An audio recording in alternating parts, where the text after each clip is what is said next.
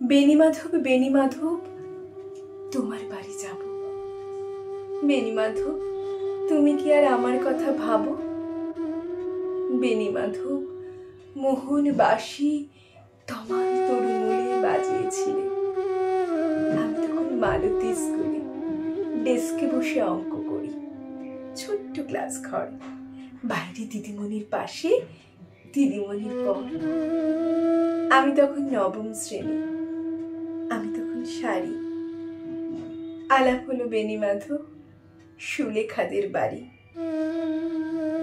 বেণীমাধব, বেণীমাধব, লেখাপড়ায় ভালো, শহর থেকে বেড়াতে এলে। আমার রং কালো, তোমায় দেখে এক দৌড়ে পালিয়ে গেছি ঘরে। বেণীমাধব, আমার বাবা দোকানে কাজ করে। কুঞ্চি ওরি কুঞ্চি তবু ফুটেছে মঞ্জুরি। সন্ধেবেলা পড়তে বসে অঙ্কে ভুল করি। আমি তখন নবম শ্রেণী, আমি তখন 16। ব্রিজের ধারে বেণীমাধব, লুকিয়ে দেখা হলো।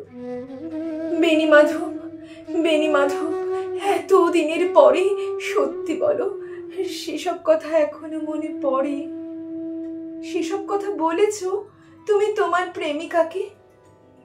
আমি কেবল একটি বার তোমার পাশে তাকে দেখেছিলাম আলোর নিচে, অপূর্ব বসে আলো। স্বীকার করি, দুজনকেই মানিয়েছিল ভালো।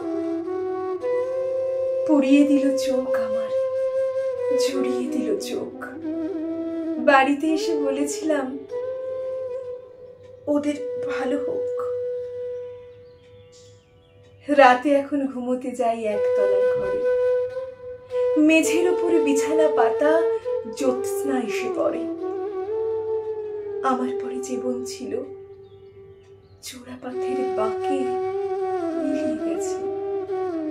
জানি না, জানি না আজ কার সঙ্গে থাকে। আজ জুটেছে, কাল কি হবে?